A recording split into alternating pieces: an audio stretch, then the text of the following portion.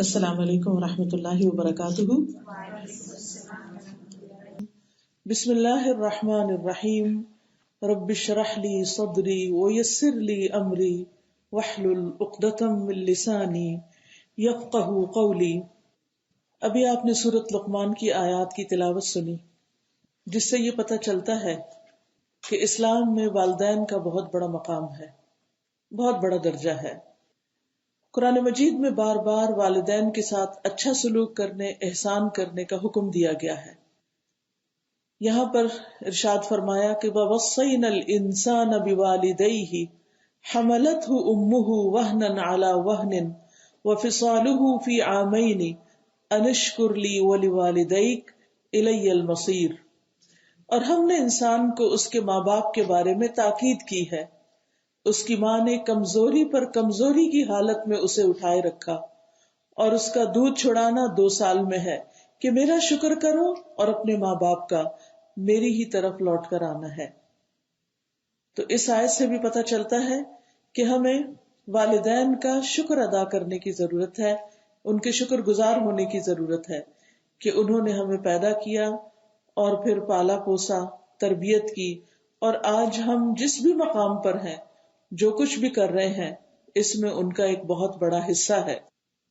اس آیت میں خاص طور پر والدہ کا ذکر کیا گیا ہے، حملتہ امہ وہنًا علی وہن، کہ اس کی ماں نے اسے کمزوری پر کمزوری کی حالت میں اٹھائے رکھا، یعنی پیٹ میں اٹھایا، اور اس کے بعد اس کو جنم دیا، پھر اس کو دودھ پلایا، اس کے ساتھ مشقتیں سہی۔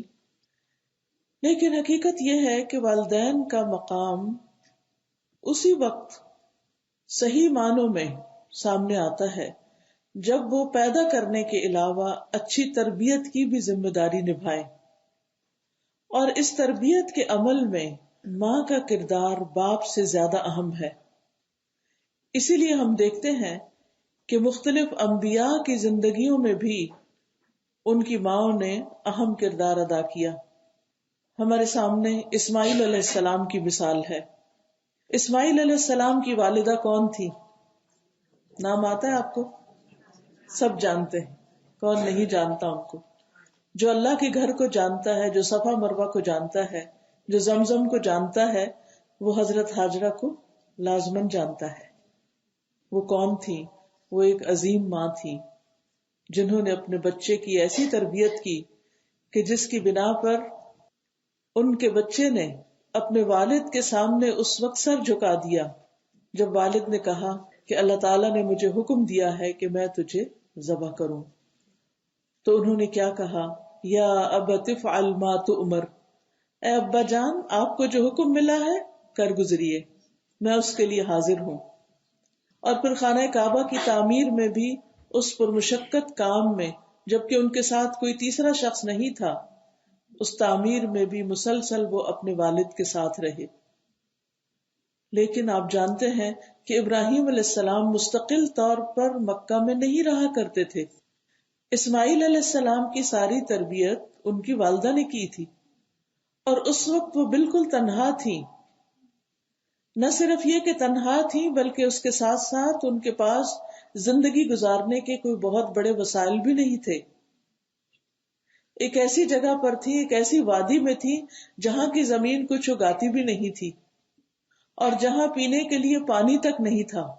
لیکن کس طرح انہوں نے ان ساری مشقتوں کو سہ کر، اللہ کی رضا پہ راضی ہو کر، شکر گزار ہو کر، احسن طریقے سے اپنے بچے کی تربیت کی۔ جب ابراہیم علیہ السلام ان کو وہاں چھوڑ کر جا رہے تھے تنہا بچے کے ساتھ، جو کبھی صرف دودھ پیتا بچہ تھا، تو اس پر انہوں نے اپنے شوہر سے کہا کہ آپ ہمیں یہاں کیوں چھوڑ کر جا رہے ہیں؟ جب ابراہیم علیہ السلام نے اس بات کا جواب نہیں دیا، تو پھر انہوں نے کہا کہ اللہ امرک بہذا، کیا اللہ نے آپ کو اس بات کا حکم دیا ہے؟ تو ابراہیم علیہ السلام نے سر ہلا دیا کہ ہاں۔ تو کہنے لگی اذهب فلن يضيعنا اللہ، اب آپ چلے جائیں، اللہ ہمیں ہرگز ضائع نہیں کرے گا۔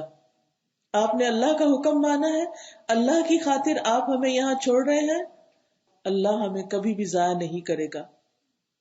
کس قدر اللہ پر یقین، توکل، ایمان اور بھروسہ تھا کہ جب انسان اللہ کی اطاعت کرتا ہے، اللہ کی فرما برداری کرتا ہے، اللہ کا بندہ بن کے رہتا ہے، تو پھر اللہ سبحانہ وتعالی اس کے سارے امور کا محافظ ہو جاتا ہے، پھر اس کو رہنمائی عطا کرتا ہے، اسے سیدھے راستے پر چلاتا ہے، اس کے دین دنیا کے کام سنوار دیتا ہے۔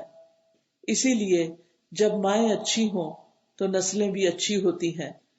پھر آپ دیکھیے کہ اسماعیل علیہ السلام کی اولاد میں سے رسول اللہ صلی اللہ علیہ وسلم پیدا ہوئے، جس کی دعا ابراہیم علیہ السلام نے کی تھی کہ اللہ ان میں سے ایک نبی اٹھانا جو انہیں تیری کتاب کی تعلیم دے، اس کی تلاوت کرے اور حکمت کی تعلیم دے اور تزکیہ کرے۔ تو اللہ سبحانہ تعالیٰ نے اسی نسل سے، یعنی ہاجرہ علیہ السلام کی نسل سے، ابراہیم علیہ السلام کی نسل سے، اسماعیل علیہ السلام کی نسل سے پھر رسول اللہ صلی اللہ علیہ وسلم کو پیدا کیا، اور آپ نے بجا طور پر فرمایا تھا کہ اللہ تعالیٰ نے مجھے بہترین نسل سے پیدا کیا ہے۔ اسی طرح ہم دیکھتے ہیں کہ یحییٰ علیہ السلام، جن کی اللہ سبحانہ تعالیٰ نے قرآن مجید میں بہت تعریف کی، جن کا نام اللہ تعالیٰ نے خود رکھا، جو زکریا علیہ السلام کی دعا کا نتیجہ تھے، کس طرح ان کے بارے میں قرآن گواہی دیتا ہے کہ وہ اپنے والدین کے بڑے ہی فرما بردار تھے۔ اللہ تعالیٰ نے حکم دیا، یا یحییٰ خذ الکتاب بقوۃ وآتیناہ الحکم صبیا وحنانا من لدنا وزکاۃ وکان تقیا وبرا بوالدیہ ولم یکن جبارا عصیا۔ اللہ تعالیٰ نے یحییٰ علیہ السلام کو بچپن ہی میں حکم دیا، اے یحییٰ کتاب پر مضبوطی سے عمل پیرا ہو جاؤ، اور ہم نے اسے بچپن میں ہی قوت فیصلہ عطا کر دی تھی۔ تو اس سے یہ پتہ چلتا ہے کہ بچپن کا زمانہ ایسا زمانہ ہوتا ہے کہ جس سے بچوں کی تربیت کا کام شروع ہو جاتا ہے۔ وَآتَيْنَاهُ الْحُكْمَ صَبِيًّا، چھوٹے سے بچے تھے جب سے اللہ نے ان کو حکمت عطا کر دی تھی۔ ہم نے اسے اپنی مہربانی سے نرم دل اور پاک سیرت بنایا، اور فی الواقع وہ پرہیزگار تھے، وہ اپنے والدین سے ہمیشہ اچھا سلوک کرتے تھے، برم بوالدیہ، اور کسی وقت بھی جابر اور نافرمان نہ ہوئے، ولم یکن جبارا عصیا۔ کتنی خوبیاں تھی ان کے اندر، ان کی تربیت میں بھی ان کے والدین کا ہاتھ تھا۔ اور پھر بچہ چونکہ ماں کے پاس وقت زیادہ گزارتا ہے، اور آپ سب جانتے ہیں کہ ان کی والدہ بہت بزرگ ہو چکی تھی جب اللہ تعالیٰ نے ان کو یحییٰ علیہ السلام جیسا بیٹا عطا کیا تھا، جس کا نام بھی خود رکھا تھا۔ زکریا علیہ السلام بڑھاپے کی انتہا کو پہنچ گئے تھے، لیکن اس بڑھاپے اور کمزوری کے باوجود انہوں نے اپنے بچے کی اچھی تربیت کی، کیونکہ وہ خود اللہ کی عبادت کرنے والے تھے، اللہ سے تعلق رکھنے والے تھے، اللہ کی اطاعت کرنے والے تھے۔ تو اللہ تعالیٰ نے وہ نیکی ان کی نسلوں میں بھی جاری کر دی۔ تو اس سے کیا پتہ چلتا ہے کہ اگر ہم چاہتے ہیں کہ ہماری اولاد نیک ہو تو سب سے پہلے ہمیں خود نیک بننے کی ضرورت ہے۔ وہ خیر جو ہم اپنے بچوں میں دیکھنا چاہتے ہیں، اس خیر کو اپنے اندر لانے کی ضرورت ہے۔ پھر اسی طرح عیسیٰ علیہ السلام کی صفت قرآن مجید میں کیا بیان ہوئی ہے، وَبَرًّا بِوَالِدَتِي وَلَمْ يَجْعَلْنِي جَبَّارًا شَقِيًّا، اور میں اپنی والدہ سے بہتر سلوک کرتا رہوں، نیز اللہ نے مجھے جابر اور بدبخت نہیں بنایا۔ تو عیسیٰ علیہ السلام بھی اپنی والدہ کا بہت احترام کرتے تھے اور ان کا بہت ریگارڈ کرتے، کیونکہ ان کی والدہ نے اکیلے ان کی تربیت کی تھی۔ عیسیٰ علیہ السلام کا کوئی باپ نہیں تھا، ماں ہی تھی جنہوں نے ان کو پروان چڑھایا تھا اور ساری مشقتیں ان کے لیے برداشت کی تھی، اور وہ بھی اپنی ماں کے بہت فرما بردار تھے۔ تو بعض اوقات ایسا بھی ہوتا ہے کہ تنہا ماں کو بچے کی تربیت کرنا پڑتی ہے، کیونکہ باپ یا ہوتا نہیں، یا پھر دین پر نہیں ہوتا، یا پھر ہوتا ہے تو اسے تربیت کرنا نہیں آتی اس طرح جیسے کرنی چاہیے، اور ماں کو اللہ سبحانہ و تعالیٰ اپنے فضل سے دین عطا کر دیتا ہے۔ تو کس طرح پھر وہ بچہ ماں کی گود میں بہترین انسان بن کے پلتا ہے۔ نبی صلی اللہ علیہ وسلم بھی اپنی والدہ کے لیے بہت مہربان تھے، اسی لیے انہوں نے اپنے رب سے اس بات کی اجازت لی کہ وہ اپنی والدہ کی قبر کی زیارت کر سکیں۔ پھر اسی طرح ہم دیکھتے ہیں کہ امام بخاری ان کی والدہ کی دعاؤں کا نتیجہ تھے. ان کی والدہ بہت نیک خاتون تھی، بہت زیادہ دعائیں کرنے والی، اللہ کے حضور گڑ گڑانے والی. ابو علی الغسانی لکھتے ہیں کہ محمد بن اسماعیل البخاری کی بصارت چلی گئی تھی، انہیں بخار آیا، نگاہ چلی گئی، نابینا ہو گئے. والدہ بہت عبادت گزار تھی.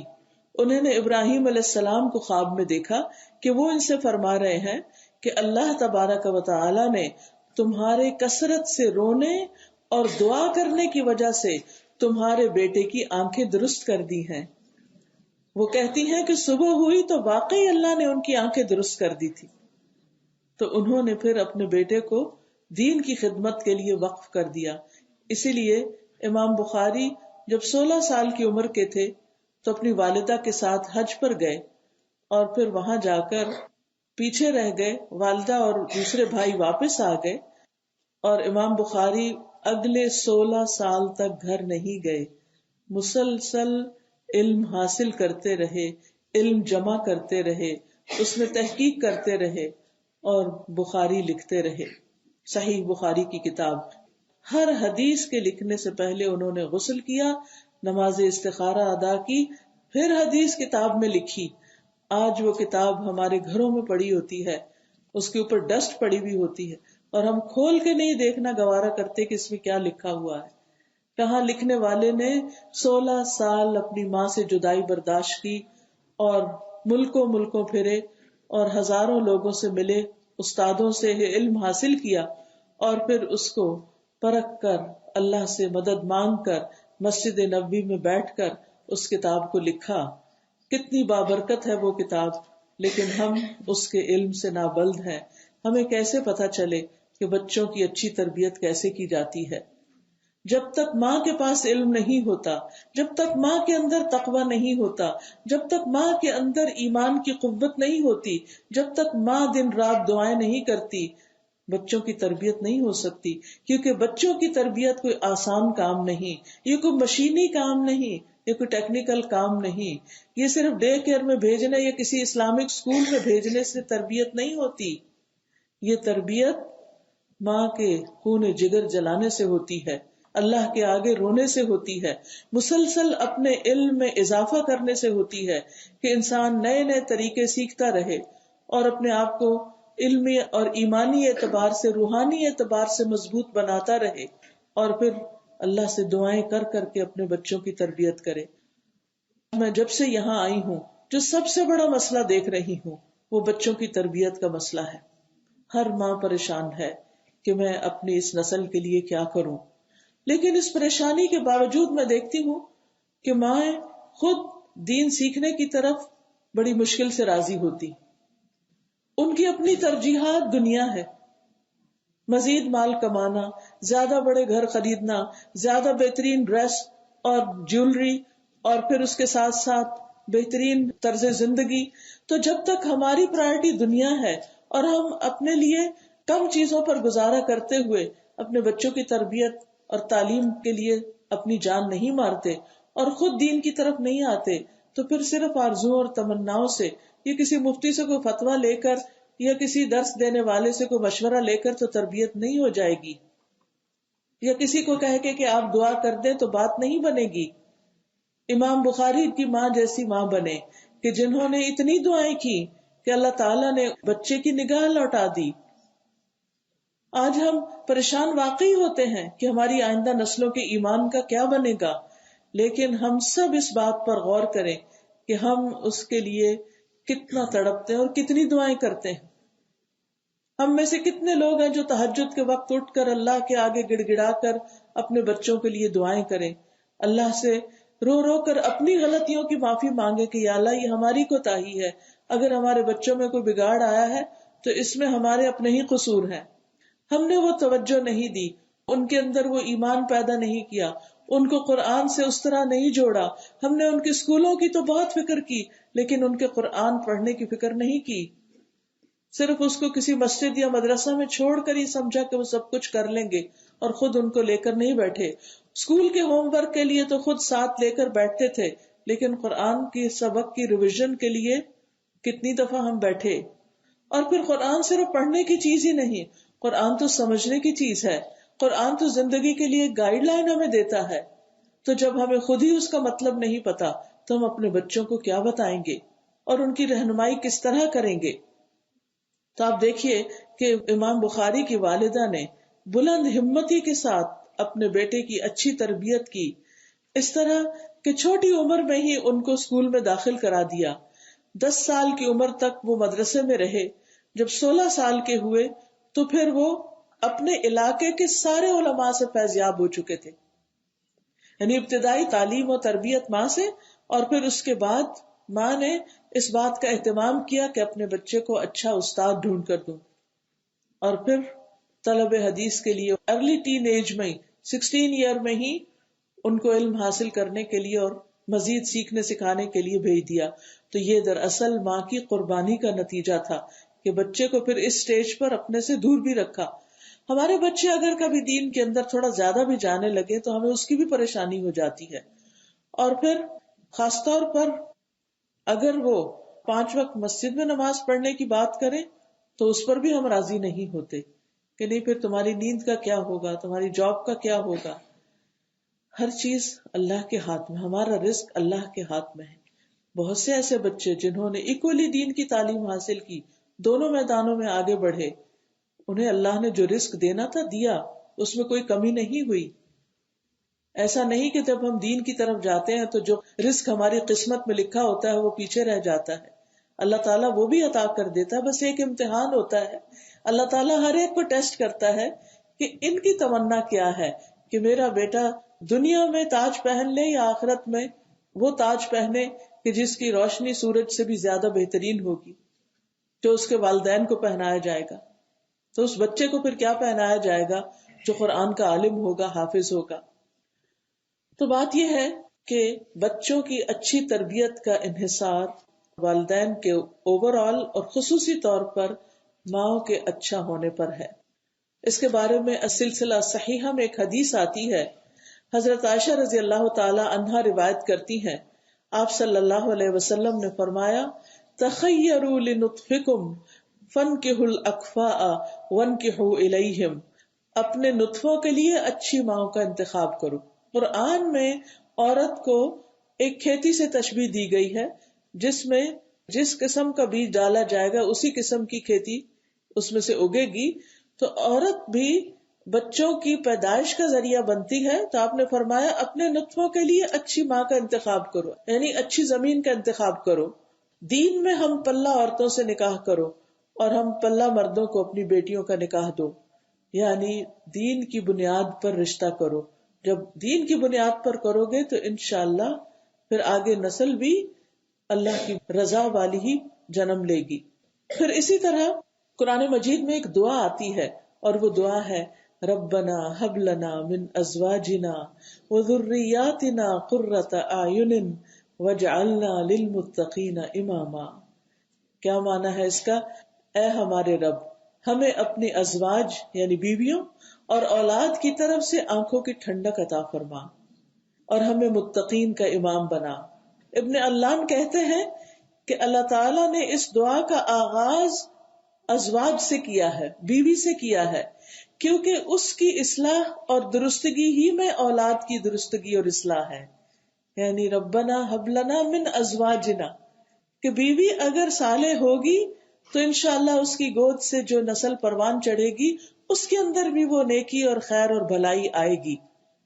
اور ویسے بھی باپ کے مقابلے میں اولاد کی نگرانی کی ذمہ دار ماں ہے. صحیح بخاری میں آتا ہے، عبداللہ بن مسعود سے روایت ہے کہ رسول اللہ صلی اللہ علیہ وسلم نے فرمایا، تم میں سے ہر شخص نگران ہے اور اس سے اس کی رعیت کے بارے میں سوال کیا جائے گا. امام لوگوں پر نگران ہے، اس سے ان کے بارے میں پوچھا جائے گا. آدمی اپنے گھر والوں پر نگران ہے، یعنی اوور آل بیوی پر، بچوں پر، جو بھی کچھ گھر میں ہے اس سے ان کے بارے میں سوال کیا جائے گا. عورت اپنے شوہر کے گھر اور اس کے بچے کی نگران ہے. عورت کس کی؟ شوہر کے گھر اور اس کے بچے کی نگران ہے، اور اس سے ان کے بارے میں سوال کیا جائے گا. تو گویا قیامت کے دن عورتوں سے خاص طور پر بچوں کے بارے میں پوچھا جائے گا کہ انہوں نے بچوں کو کیسی تربیت دی، کیسی تعلیم دی، ان کا کیسے خیال رکھا، ان کے لیے کتنا وقت لگایا اور کیسی کیسی دعائیں دی. اسی طرح بچے کو ادب سکھانا، تمیز سکھانا، یہ بھی بنیادی طور پر ماں کی ذمہ داری ہوتی ہے. اس سلسلے میں ہم دیکھتے ہیں ابن ابی عتیق عبداللہ محمد بن عبد الرحمن بن ابو بکر سے روایت ہے. وہ کہتے ہیں کہ میں نے اور قاسم بن محمد بن ابو بکر، ان دونوں نے حضرت عائشہ کے پاس کچھ بات چیت کی. ہم بات کر رہے تھے. قاسم زبان کی شدید غلطیاں کرنے والے انسان تھے کیونکہ وہ ایک لونڈی کے بیٹے تھے. حضرت عائشہ نے ان سے کہا، کیا بات ہے، تم میرے اس بھتیجے کی طرح گفتگو کیوں نہیں کرتے؟ کیونکہ ان کی ماں جو تھی وہ خالص عرب تھی. پھر کہنے لگی، ہاں میں جانتی ہوں تم میں یہ بات کہاں سے آئی ہے کہ تمہاری زبان اس طرح پختہ نہیں. اس کو اس کی ماں نے ادب سکھایا ہے اور تمہیں تمہاری ماں نے سکھایا ہے. کہتے ہیں اس پر قاسم کچھ ناراض ہو گئے کہ ظاہر ماں کی بات ہو رہی تھی، لیکن حضرت عائشہ رضی اللہ تعالیٰ عنہا نے بڑی ایک حکمت کی بات کی اور دونوں کا فرق بتا دیا کہ ہاں مجھے سمجھ آ گئی یہ بات کہ ایک بچہ کیوں اچھی طرح بات کر رہا اور دوسرا کیوں نہیں کر رہا. پھر کہتے ہیں کہ ان کے دل میں کچھ غصہ سا آ گیا اپنی پھپھی کے خلاف، تو انہوں نے جب دیکھا کہ حضرت عائشہ کا دسترخوان آ رہا ہے یعنی کھانا آ رہا ہے تو اٹھ کھڑے ہوئے. یعنی ایک طرح سے ناراضگی کا اظہار تھا کہ مجھے یہاں کھانا نہیں کھانا. حضرت عائشہ نے پوچھا کہاں جاتے ہو؟ کہنے لگے میں نماز پڑھتا ہوں. حضرت عائشہ نے کہا بیٹھ جاؤ. انہوں نے کہا نہیں مجھے نماز پڑھنی ہے. حضرت عائشہ نے کہا دھوکے باز بیٹھ جاؤ، میں نے رسول اللہ صلی اللہ علیہ وسلم کو فرماتے ہوئے سنا ہے کھانا سامنے آ جائے تو نماز نہیں، اور نہ وہ شخص جس پر پیشاب پخانے کی ضرورت غالب آ رہی ہو پہلے وہ اپنے آپ کو وہاں جا کے فارغ کرے اور پھر نماز پڑھے. کہنے کا مطلب یہ تھا کہ اصل بات تو یہ کہ تم اس لیے نہیں اٹھ رہے کہ واقعی تمہیں نماز پڑھنی ہے، تم اس لیے اٹھ رہے ہو کہ تمہارے اندر بات کچھ اور ہے، یعنی ناراضگی کی وجہ سے تم کھانا نہیں کھانا چاہتے. لیکن انہوں نے ایک صاف بات کر دی، اور اس بات میں ہم سب کے لیے ایک بہت بڑا سبق تھا کہ ماں نے تمہیں سکھایا ہے. اور آج بھی آپ دیکھیں کہ یہ بات اکثر ماں کو ہی لوگ بلیم کرتے ہیں جب بچے کو گڑبڑ کرتے ہیں. اس میں کافی حد تک سچائی بھی ہے، اور بعض اوقات ماں بیچاری پوری کوشش بھی کر لیتی ہے، اس کے باوجود بھی بچے کیونکہ باہر زیادہ رہتے ہیں تو باہر کا ماحول زیادہ قبول کر لیتے ہیں، اس کے اثرات زیادہ لے جاتے ہیں کیونکہ ماؤں کے پاس تھوڑے وقت کے لیے ہوتے ہیں، اس لیے کہ ماں کو جاب کرنی ہوتی ہے یا کچھ اور کام کاج کرنے ہوتے ہیں، تو وہ اپنے یا تو گھر کے کاموں میں بہت پرفیکشن چاہتی ہے، اس میں مصروف رہتی. یعنی کچھ عورتیں جاب کے لیے نہیں نکلتی، ہوتی گھر میں ہی ہے، لیکن انہیں اپنے گھروں سے اتنی محبت ہوتی ہے کہ وہ محبت بچوں پہ بھی غالب آ جاتی، اور ہر وقت وہ گھر چمکانے کے شوق میں ہوتی، ہر چیز پرفیکٹ ہو. اور اس میں کیا نگلیکٹ ہو جاتا ہے، بچے نگلیکٹ ہو جاتے ہیں، ان کو کارٹون لگا دیے جاتے ہیں، ان کے ہاتھ میں فون پکڑا دیا جاتا ہے، کچھ اور گیجٹس دے دیے جاتے ہیں کہ یہ اس میں مصروف رہیں اور ہم اپنے کام کریں. لہٰذا بچوں کا وقت نکل جاتا ہے، نہ ان کے ساتھ بیٹھ کے پڑھنے کا وقت ہے، نہ ان کے ساتھ بات کرنے کا، نہ ان کے ساتھ بیٹھ کے کھانا کھانے کا، نہ ان کے ساتھ کوئی وقت گزارنے کا. لہٰذا وہ ماؤں سے کم تربیت لیتے ہیں، ٹی وی سے زیادہ تربیت لیتے ہیں، یا اور جس بھی گیجٹ کے ساتھ وہ دل لگائے ہوئے ہیں اس سے وہ بہت کچھ سیکھ رہے ہوتے ہیں. نتیجہ کیا ہوتا ہے کہ وہ جو ماں کے اندر ایک اسلامی اثرات تھے وہ بچے میں ٹرانسفر نہیں ہوتے کیونکہ وقت کم گزرا ہے ماں کے ساتھ. تو اس میں آپ دیکھیے کہ خصوصاً جب بچے چھوٹے ہوں تو اس وقت ماں کو اپنا پروفیشن اور اپنے دوسرے کام کم کر کے، چھوڑ کر، محدود کر کے، لمیٹڈ کر کے، مختصر کر کے اپنے بچوں کو زیادہ وقت دینے کی ضرورت ہے. جب وہ وقت گزر جائے، بچے بڑے ہو جائیں، تھوڑے انڈیپینڈنٹ ہو جائیں، اسکول جانے لگے، تو جتنی دیر بچے مصروف ہیں ماں بھی اپنی کوئی اور مصروفیت اختیار کر سکتی. لیکن جب بچے گھر پر ہوں تو پھر ضرورت اس بات کی ہے کہ ماں بھی ان کے ساتھ وقت گزارے اور ان کو اچھا ادب، اچھے اخلاق سکھائے. پھر اسی طرح یہ ہے کہ بچے کی تربیت کا آغاز ماں کے پیٹ سے ہوتا ہے. ایک ماں نے کسی عالم سے پوچھا کہ میں اپنے بچے کی تربیت کرنا چاہتی ہوں. انہوں نے اس کی عمر پوچھی تو جب ماں نے بتائی تو کہا کہ تربیت کا وقت تو گزر چکا ہے، تربیت تو پیدائش سے پہلے شروع ہو جاتی ہے. اور وہ کیسے کہ جب شادی ہوتی ہے تو اس وقت انسان دیکھتا ہے کہ شادی کس سے کر رہا ہوں، کیا یہ شخص دین میں مددگار ہوگا؟ کیونکہ بعض اوقات صرف وقتی جذبات یا محبت کی وجہ سے شادیاں کر لی جاتی ہیں، اس میں نہ دین دیکھتے ہیں، نہ اخلاق دیکھتے ہیں، نہ ہی کسی اور چیز کا پاس رکھتے ہیں، اور صرف اس بنا پر کہ وقتی طور پر کوئی اٹیچمنٹ ہوگی کسی لڑکے لڑکی کی، اور اب وہ ماں باپ کو پریشرائز کر کے، خاندان کو پریشرائز کر کے بس شادی کرنے کی کرتے ہیں. تو ایسی صورت میں پھر نقصان کیا ہوتا ہے کہ وہ وقت تو گزر جاتا ہے، ہنی مون پیریڈ تو بہت جلد گزر جاتا ہے، اور پھر جب بچے پیدا ہونے لگتے ہیں تو اصل آزمائش شروع ہوتی ہے. ذمہ داری دین کے اعتبار سے بھی اور دنیا کے اعتبار سے بھی. اگر ہسبینڈ وائف کے درمیان کمپیٹیبلٹی نہیں، دو خاندانوں کے بیچ میں کمپیٹیبلٹی نہیں، تو نتیجہ کیا ہوتا ہے کہ بچے ماں باپ سے کچھ اور سیکھتے ہیں، نانا نانی سے کچھ اور سیکھتے ہیں، دادا دادی سے کچھ اور سیکھتے ہیں، اور پھر کنفیوز پرسنالٹیز بنتے ہیں. اور اگر سب کا رجحان ایک ہی طرف ہو، اخلاق اور آداب میں کچھ فرق تو ہوتا ہی ہے، لیکن اگر سب کی سوچ دین پر مبنی ہو تو ایسی صورت میں معاملہ آسان ہو جاتا ہے. بعض اوقات لوگ فتویٰ پوچھ رہے ہوتے ہیں، ہم کیا فلاں سے شادی کر سکتے ہیں، فلاں سے کر سکتے ہیں؟ ہاں، لیگلی ہو سکتا ہے کہ آپ کر ہی سکتے ہو، اور کوئی مفتی آپ کو فتویٰ دے دے کہ جی بالکل جائز ہے، آپ کا نکاح درست ہے. لیکن اس کے باوجود انسان کو سوچنا چاہیے کہ جس شخص سے شادی کی جا رہی ہے اس کے ساتھ نباہ کیسے ہوگا، کیونکہ افسوس کے ساتھ کہنا پڑتا ہے کہ وقت گزرنے کے ساتھ ساتھ طلاق ریٹ بھی بہت بڑھتا چلا جا رہا ہے.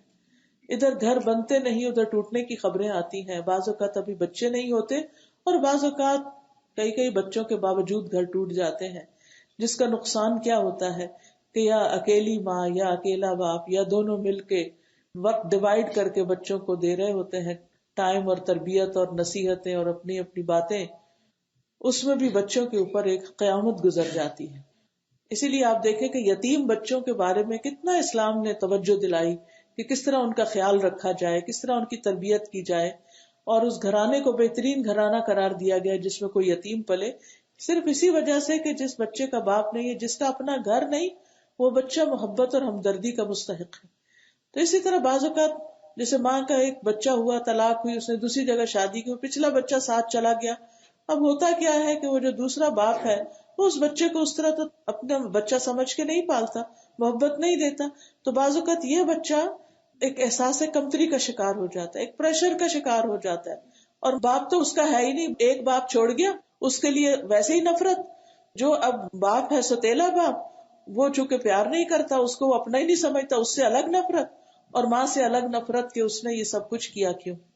اب آپ دیکھیے کہ جو بچہ اتنی نفرتیں لے کے پلتا ہے، پھر بڑے ہو کر وہ کرتا کیا ہے؟ وہ محبت نہیں دیتا، اس کے دل میں کسی کی بھی قدر نہیں رہتی. تو اس لیے آپ دیکھیے کہ ابتدا سے ہی انسان کو سوچ سمجھ کے فیصلے کرنے چاہیے. باقی قسمت جو ہے پھر انسان اپنی طرف سے کوشش پوری کرے، اس کے بعد پھر جو بھی اللہ چاہے ہوگا.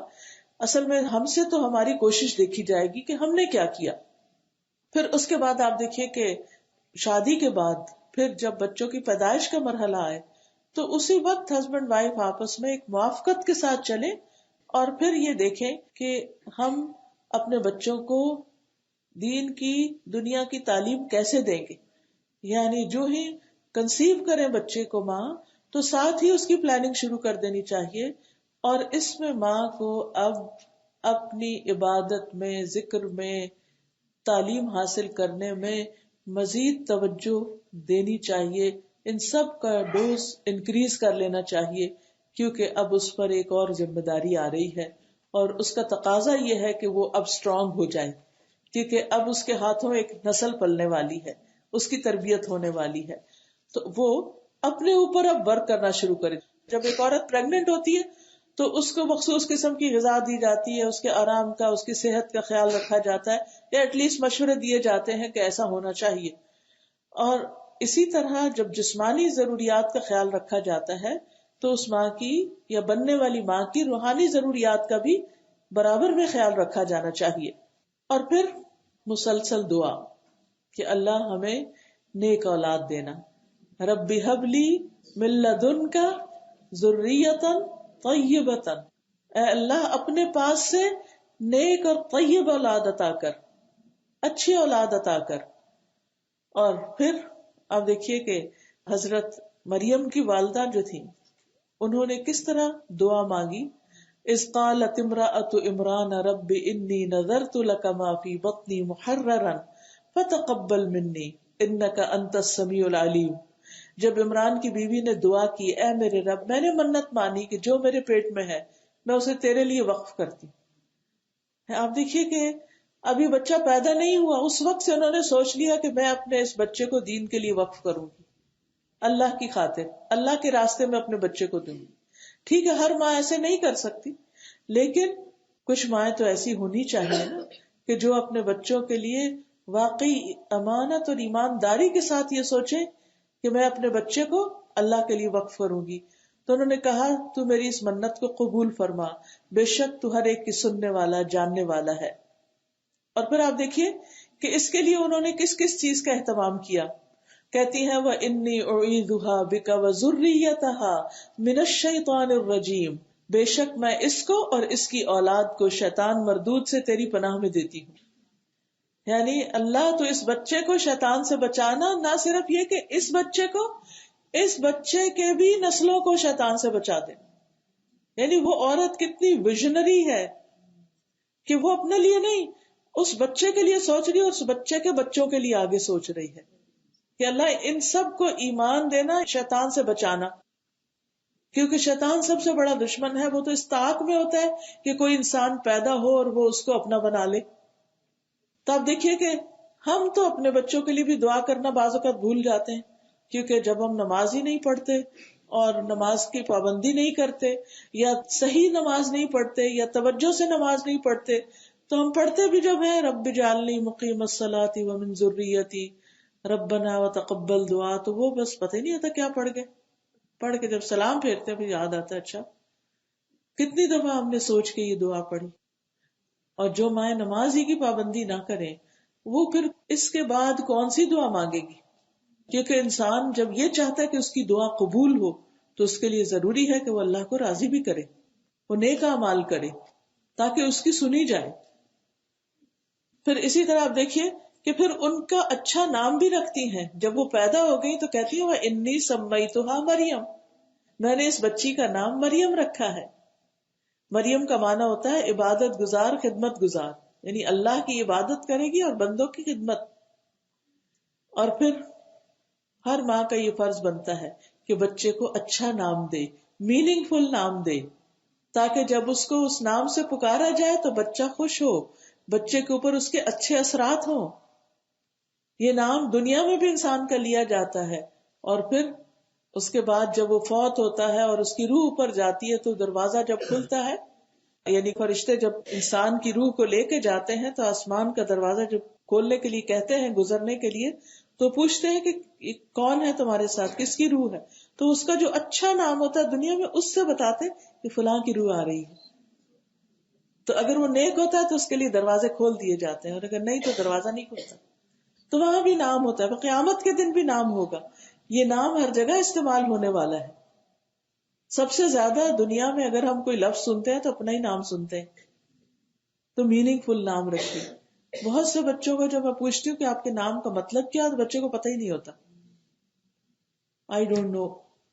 تو جس بچے کو اپنے نام کا ہی مطلب نہیں پتا, اور اگر وہ نام کا مطلب ہے بھی تو عجیب و غریب, بعض لوگ فعل میں نام رکھ دیتے, انامتا, لنتا, یہ کس قسم کے نام ہے؟ نام تو ناؤن ہوتا ہے, ورب تھوڑی ہوتا ہے. لیکن بس وہ قرآن کا صفحہ کھولا دین سے لا علمی کی وجہ, بظاہر وہ دین سے محبت شو کر رہے ہوتے ہیں کہ وہ کھولا قرآن اور جو پہلا لفظ نکلا وہی رکھ لیا. تو ایسے تھوڑی نام رکھے جاتے ہیں.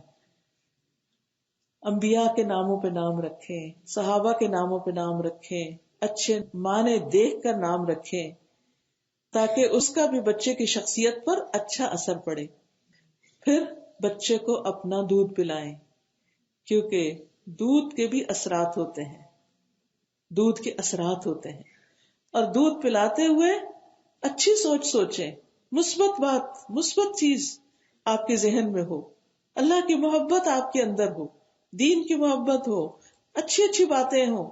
بچے کو جب لوریاں دیں تو اچھی اچھی باتیں کریں, اچھی چیزیں اس کو پڑھ کے سنائیں. کیونکہ اب سائنٹیفکلی بھی یہ بات پروو ہو گئی ہے کہ جن بچوں کو ماں کے پیٹ سے ہی کچھ پڑھ پڑھ کے سنایا جاتا ہے وہ اسی طرح کا ٹرینڈ لے کر پیدا ہوتے ہیں اور بڑے ہو کر اس میں بہت ایکسپرٹ بنتے ہیں. اس لیے کچھ عرصہ پہلے میں نے ایک چھوٹی سی ٹاک کسی کی سنی تھی تو اس میں بتا رہے تھے کہ جوز کے اندر خاص طور پر یہ ہے کہ پیدا ہونے سے پہلے بچے کو یعنی باپ اور ماں مل کے بڑے بڑے میتھمیٹکس کے سوال حل کرتے ہیں کہ ہمارے بچے اچھے میتھمیٹیشین بنے. تو ہم تو وہ کئی کئی سال کے ہو جاتے ہیں تو ان کے ساتھ کوئی پڑھنے لکھنے کا کام نہیں کرتے. ماں کے پیٹ میں وہ کیا پڑھے لکھیں گے. بچے کی سب سے پہلے سماعت کام کرتی ہے ماں کے پیٹ میں. تو جو کچھ باہر ہو رہا ہوتا ہے وہ اندر بھی جا رہا ہوتا ہے جب سے وہ سننے لگتا ہے. تو گھر کا ماحول اچھا رکھے تاکہ وہ اچھی باتیں سنے. یہ نہیں کہ روز آپ اپنے ہسبینڈ سے لڑ جھگڑ رہے ہو, وہ آپ کو کوس رہا ہو یا وہ بدتمیزی کرے اور پھر جواباً آپ کریں, یا آپ کی طرف سے کوئی چیخ پکار ہو. کبھی افسوس کے ساتھ کہنا پڑتا ہے کہ گھر کے اندر بزرگ والدین ہوتے ہیں تو ان کے ساتھ بدتمیزی کا معاملہ کیا جا رہا ہوتا ہے. کل ہی ایک شخص میرے ہسبینڈ کے پاس ہے اور کہنے لگے کہ اپنی وائف سے کہیں کہ پلیز ساس سسر کی عزت کے بارے میں کچھ بات کریں. میری والدہ 80 سال کی عمر کی ہیں اور میری بیوی ان کو تم اور تو کہہ کے پکارتی ہیں اور بدتمیزی کرتی ہیں. تو میں نے کہا ان سے کہا کہ ان کو کلاسز میں بھیجے تو میں ان سے کوئی بات کروں, میں ایسے کس سے بات کروں. تو بہرحال افسوس کے ساتھ یہ کہنا پڑتا ہے. میں نہیں کہتی کہ ہر گھر میں ایسا ہوتا ہے, لیکن افسوس یہ کہ کچھ گھروں میں یہ بھی ہوتا ہے کہ ساس سسر کو عزت نہیں دی جاتی, یا بڑے والدین کو اپنے لیے بوجھ سمجھا جاتا ہے, یا ان کو وہ مقام نہیں دیا جاتا. بچے یہ سب کچھ سن رہے ہوتے ہیں, دیکھ رہے ہوتے ہیں, اور پھر جس طرح کے ہم منہ بناتے ہیں ایسے اپنے رشتہ داروں کو دیکھ کر وہ بھی نوٹ کر رہے ہوتے ہیں کہ میری ماں کس کے آنے پہ خوش ہوتی ہے اور کس کے آنے پر ناراض ہو جاتی ہے, کس کا گھر میں وجود اس کو برداشت نہیں ہوتا. اور وہ یہ سب تربیت حاصل کر رہے ہوتے ہیں. جب بڑے ہوتے ہیں تو پھر وہ ہمارے ساتھ یہی سلوک کر دیتے ہیں کیونکہ انہوں نے بچپن میں یہی دیکھا ہوتا ہے. تو اگر ہم سے ایسی غلطیاں ہو چکی ہیں تو ان غلطیوں کو بھی معافی مانگنی چاہیے کہ اللہ ہمارے ان گناہوں کی وجہ سے اگر ہمارے بچے بگڑ رہے ہیں تو اللہ تو ہمیں معاف کر دے. لا الہ الا انت سبحانک انی کنت من الظالمین. اور استغفار کی کثرت تاکہ ہمارے اولاد کے اندر اللہ خیر اور بھلائی جاری کر دے اور وہ ہمارے فرما بردار بن کے اٹھے, اور سب سے بڑھ کر اللہ سبحانہ وتعالیٰ کے فرما بردار بن کر. تو بہرحال میں بات کر رہی تھی کہ بچے کو اپنا دودھ پلائیں. کچھ مائیں اپنے حسن کی وجہ سے یا اپنے فگر کی وجہ سے بچوں کو دودھ نہیں پلاتی, تو اس بارے میں جو حدیث آتی ہے وہ بہت ہی سخت ہے. خاص طور پر جو بچہ ماں کے دودھ کا محتاج ہو, کچھ بچے کمزور ہوتے ہیں فزیکلی اور کچھ ایسے ہیں کہ وہ دوسرا دودھ نہیں پیتے, کچھ اور نہیں کھا سکتے, بیمار ہوتے ہیں, تو ایسی صورت میں ماں کو اپنے دودھ کا اہتمام کرنا لازم ہے. حدیث میں آتا ہے کہ نبی صلی اللہ علیہ وسلم نے فرمایا کہ میرے پاس 2 آدمی آئے, انہوں نے میرا بازو پکڑا اور مجھے ایک دشوار گزار پہاڑ کی طرف لے گئے. تو میرے لیے چڑھنا مشکل ہو رہا تھا, تو انہوں نے کہا کہ چڑھو. میں نے کہا مجھ میں اتنی طاقت نہیں کہ اس پر چڑھ سکوں. تو انہوں نے کہا ہم تمہارے لیے آسانی کرتے ہیں, ہم تمہیں پکڑ کر اوپر لے جاتے ہیں. تو میں نے چڑھنا شروع کر دیا. تو جب میں اس کی چوٹی پر پہنچا پہاڑ کی, تو مجھے شدید قسم کی چیخوں کی آواز آئی. تو میں نے پوچھا کہ کس کی چیخیں ہیں؟ تو انہوں نے کہا یہ جہنمیوں کی چیخیں, کیونکہ نبی صلی اللہ علیہ وسلم کو ایسی چیزیں دکھائی جاتی تھی تاکہ وہ اپنی امت کو بتا سکیں.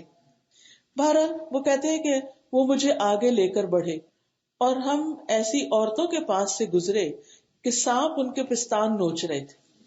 میں نے پوچھا ان عورتوں کا کیا معاملہ ہے؟ انہوں نے کہا یہ اپنے بچوں کو دودھ نہ پلانے والی عورتیں, یعنی بغیر کسی عذر کے بچوں کو دودھ سے محروم کر دینا. تو اب آپ دیکھیے کہ اس حق کے نہ ملنے کی وجہ سے نقصان کیا ہوتا ہے. ایک تو ایک دوبارہ پریگنینسی ہو گئی, بچہ بیمار ہے, ماں بیمار ہو گئی, یعنی کوئی جینوئن ریزن ہے تو پھر تو معافی ہے, لیکن بغیر کسی وجہ کے کبھی ہم سے نہیں رات کو اٹھ کے اپنی نیند خراب کی جاتی یا ہم نہیں پلاتے, تو یہ اسلامی لحاظ سے بچے کا حق مارنے والی بات ہے, اس پر ظلم ہے, کیونکہ اس کی وجہ سے بچے کا امیون سسٹم کمزور رہ جاتا ہے اور طرح طرح کی بیماریوں کا شکار ہو جاتا ہے. اس کی وجہ سے اس کی ہڈیاں اور جسم اس طرح مضبوط نہیں ہوتا جس طرح ماں کے دودھ کے ساتھ ہوتا ہے, اور پھر بچے اور ماں کے درمیان وہ بانڈنگ نہیں ہوتی, وہ محبت نہیں ہوتی جو کہ بچے کا حق ہے. اس وقت بچے کو صرف دودھ نہیں چاہیے ہوتا, ماں کا سینہ بھی چاہیے ہوتا ہے, اس کو محبت بھی چاہیے ہوتی ہے. تو ماں آپ دیکھیں کہ تھک ہار کے جب کام کاج سے بیٹھی ہے بچے کو دے کر، تو کتنے پیار سے وہ بچے کو دودھ پلاتی ہے، وہ اس کے اپنے سینے کی ٹھنڈک بنتی ہے. تو یہ اگر کوئی ماں اس سے اپنے بچے کو محروم کرتی ہے تو یہ چھوٹا جرم نہیں ہے. آپ دیکھیے کہ ام اسماعیل حضرت ہاجرہ جو ہے وہ اپنے بچے کو دودھ پلانے کی خاطر جو تکلیف اٹھاتی ہیں، اللہ نے اس تکلیف کو کیسے قبول کیا. آپ کو وہ واقعہ یاد ہوگا، اسماعیل علیہ السلام کی والدہ جو تھی اسماعیل کو دودھ پلاتی تھی اور اس کے لیے خود اس مشکیزے سے پانی پیتی جو ابراہیم علیہ السلام ان کے لیے پانی چھوڑ کر گئے تھے جب وہ یہاں اترے تھے مکہ کی اس وادی میں. جب سارا پانی ختم ہو گیا تو وہ پیاسی رہنے لگی اور ان کا دودھ کم ہو گیا، بچہ بھی پیاسا رہنے لگا. اب وہ دیکھ رہی تھی کہ ان کے سامنے ان کا بچہ پیاس کی شدت کی وجہ سے پیچ و تاب کھا رہا ہے، زمین پہ لوٹ رہا ہے. تو وہ وہاں سے ہٹ گئی کیونکہ اس حالت میں بچے کو دیکھنے سے ان کا دل بے چین ہو رہا تھا. تو وہ صفا کی طرف گئی. اگر آپ کو اللہ لے گیا ہو حرم تو آپ نے دیکھا ہوگا جہاں زمزم لکھا ہوتا ہے اوپر ہی صحن میں، وہاں سے لے کر صفا کا فاصلہ اچھا خاصا ہوتا ہے.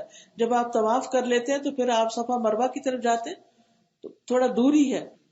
صفا پر گئی تاکہ پہاڑی پہ چڑھ کے آس پاس دیکھے کہیں کوئی پانی ہے، کوئی انسان ہے، کوئی انتظام ہے. خیر وہ جب وہاں پر چڑھی دیکھا وادی کے ادھر ادھر کہیں کوئی انسان نظر نہ آیا، وہاں سے اتر گئی اور پھر دوڑنا شروع ہو گئی مروہ کی طرف. جب وادی میں پہنچی تو اپنا دامن اٹھا لیا اور خوب دوڑنے لگی تاکہ دامن جو ہے وہ الجھے نہ اور تیز دوڑے. آپ نے دیکھا ہوگا کہ کبھی دوڑنا تو انسان پہلے اپنے کپڑے سمیٹتا ہے، تو انہوں نے بھی اسی طرح کیا. پھر وہ وادی سے نکل کر مروہ کی پہاڑی پر آئی، اس پر کھڑی ہو کر دیکھنے لگی کہ کہیں کوئی انسان نظر آئے، لیکن کوئی نظر نہ آیا. اس طرح انہوں نے 7 چکر لگائے. کتنی دیر لگ جاتی ہے نا ان 7 چکروں میں. ابن عباس کہتے ہیں نبی صلی اللہ علیہ وسلم نے فرمایا اسی لیے لوگ صفا مروہ کے درمیان صحیح کرتے ہیں. وہ بچے کے لیے پانی تلاش کر رہی تھی تاکہ وہ خود بھی پیئے اور بچے کو پلائیں اور بچے کو دودھ پلا سکیں. کتنی مشقت کی ایک ماں نے کہ بچے کے دودھ کا انتظام کرے. اللہ کو وہ مشقت کتنی پسند آئی کہ رہتی دنیا تک کے لوگوں کے لیے اس کو عمرے اور حج کا رکن بنا دیا کہ جو صفا مروہ کی صحیح نہ کرے اس کا نہ عمرہ نہ حج ہے.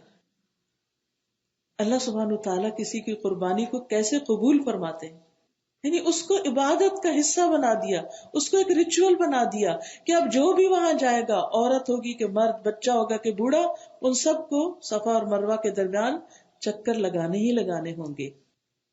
تو ماں کبھی اس کو اپنے بچے کو دودھ پلانے کے لیے ہسپتال کے چکر لگانے پڑتے ہیں. آپ نے دیکھا ہوگا کہ بعض بچے پری میچور پیدا ہو جاتے ہیں، بعض بچے پیدا ہو کر بیمار ہو جاتے ہیں، کسی کے ہارٹ کا کوئی پرابلم ہو جاتا ہے، کسی کا کچھ. اب ماں بعض اوقات ہسپتال میں نہیں رہ سکتی کیونکہ گھر میں بھی اس کے کام ہے. اب اس کی دوڑ ہسپتال تک لگی رہتی ہے. وہ گھر آتی ہے، گھر والے بچوں کو دیکھتی ہے، پھر ہسپتال بھاگتی ہے، وہاں جا کے بچے کو دودھ پلاتی ہے. کبھی بچے کا دودھ نکال کر بھیجتی ہے، کبھی کسی طرح کبھی کسی طرح. ایسی ماؤں کے لیے بھی خوشخبری ہے کہ وہ اس سے گھبرائے نہیں. آپ کی یہ دوڑ اللہ کو بڑی پسند ہے کہ اللہ نے آپ کے اوپر اگر کوئی ایسی مشقت ڈال دی اور آپ کو اتنی محنت کرنا پڑ رہی ہے اپنے بچے کو دودھ پلانے کے لیے، اللہ تعالیٰ اس کو بھی قبول کرے گا. کبھی ایسا ہوتا ہے کہ کوئی ایسی جاب ہوتی ہے کہ بچہ قریب ہی ہوتا ہے لیکن بار بار اس کام سے ہٹ کے دودھ پلانا پڑتا ہے. کبھی گھر کے کاموں میں سے آپ کام کر رہے ہیں، آپ نماز پڑھ رہے ہیں، تو بچہ رونے لگتا ہے، آپ کو دودھ پلانا پڑتا ہے. تو ان باتوں سے تنگ نہ ہو، غصہ نہ کریں، بچے کو ڈانٹ ڈپٹ نہ کریں، اس پہ ناراض نہ ہو، پیار سے محبت سے اپنا فریضہ سمجھ کر اس کو پلائیں کیونکہ یہ تربیت کا حصہ ہے. اس محبت کے ساتھ آپ کی اس کے ساتھ ایک بانڈنگ ہوگی، پھر وہ آپ پر اعتماد کرے گا، پھر وہ آپ کی بات سنے گا. کیونکہ بچے جس پر اعتماد ہوتا ہے، جس پہ ٹرسٹ کرتے ہیں، اس کی بات سنتے ہیں، اس کی بات قبول کرتے ہیں. اسی لیے آپ نے دیکھا ہوگا کہ کئی دفعہ بچے باپ کی نہیں سنتے، ماں کی سنتے. اور اگر بچپن میں تھوڑی بہت آگے پیچھے کریں بھی تو بڑے ہو کے ضرور ریئلائز کرتے ہیں، ایکنالج کرتے ہیں، میری تربیت میں میری ماں کا بہت بڑا حصہ ہے، اس نے میرے لیے بڑی تکلیفیں اٹھائی ہیں، اس نے مجھے اس طرح پڑھایا، اس نے مجھے ایسے اور ایسے اسکول بھیجا، اپنا زیور بیچ کے میری تعلیم و تربیت کا اہتمام کیا، جیسے امام شافعی کی والدہ نے کیا تھا۔ آپ سب نے امام شافعی کا واقعہ سنا ہوگا کہ کس طرح ان کی ماں نے اپنا سب کچھ بیچ دیا اپنے بچے کو علم سکھانے کے لیے۔ تو مائیں ایسی قربانیاں بھی کرتی، اور پھر وہ قربانیاں کر کے احسان نہیں جتاتی بلکہ اس کو اپنا فرض سمجھتے ہوئے کرتی ہیں۔ ایسی مائیں ہیں کہ جن کی پھر اولاد کچھ بن کے نکلتی ہے، حالانکہ وہ بھی یتیم بچے تھے، باپ نہیں تھا، ساری کوشش ماں کی ہے۔ تو پھر اس کے بعد آپ دیکھیں کہ حضرت ہاجرہ کی ہم بات کر رہے تھے کہ کس طرح حضرت ہاجرہ کو اللہ سبحانہ وتعالیٰ نے پانی عطا کر دیا، زمزم کا کنواں دیا، کیونکہ ابھی وہ وادی میں چکر لگا رہی تھی، اور پھر جب مروہ پہ چڑھی تو انہیں کچھ آواز سی سنائی دی، تو انہوں نے کہا کہ اگر تم کوئی ہو جو میری مدد کر سکتے ہو تو کر دو، لیکن کیا دیکھتی ہے کہ دور وہیں ایک فرشتہ موجود ہے۔ فرشتے نے اپنی ایڑی سے زمین میں گڑھا کر دیا اور یہاں سے وہ پانی ابل آیا، اور حضرت ہاجرہ نے اسے حوض کی شکل میں بنا دیا اور اپنے ہاتھ سے اس طرح کر دیا کہ پانی باہر نہ نکل جائے، اور چلو سے اپنے مشکیزے میں بھرنے لگ گئی۔ جب بھر چکی تو وہاں سے چشمہ ابل پڑا۔ ابن عباس کہتے ہیں کہ نبی صلی اللہ علیہ وسلم نے فرمایا، اللہ اسماعیل پر رحم کرے، اگر زمزم کو انہوں نے یوں ہی چھوڑ دیا ہوتا، یعنی اس کے ارد گرد حوض نہ بنایا ہوتا یا چلو سے مشکیزہ نہ بھرا ہوتا، تو زمزم بہتے چشمے کی شکل میں ہوتا۔ پھر بہرحال حضرت ہاجرہ نے خود بھی پانی پیا اور بچے کو بھی پلایا۔